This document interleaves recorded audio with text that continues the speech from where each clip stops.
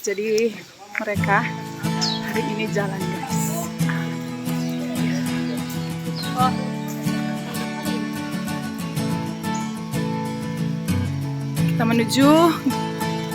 Kita akan melewati hutan segar begini. Jalannya ada ini.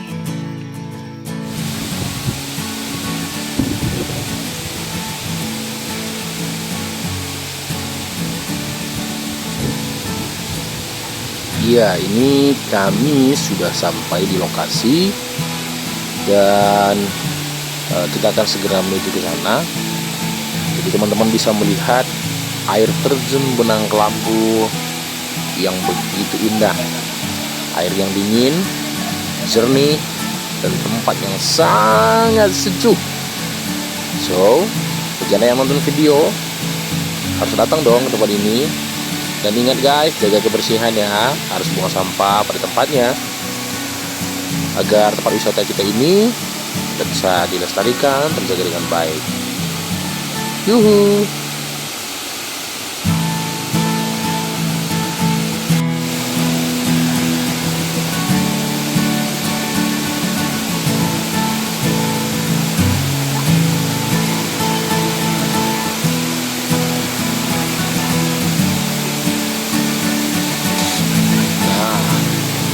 Juga bagi teman-teman yang mau naik ke atas seperti yang lain, langsung menikmati air terjun, hati-hati karena beberapa batu di sana.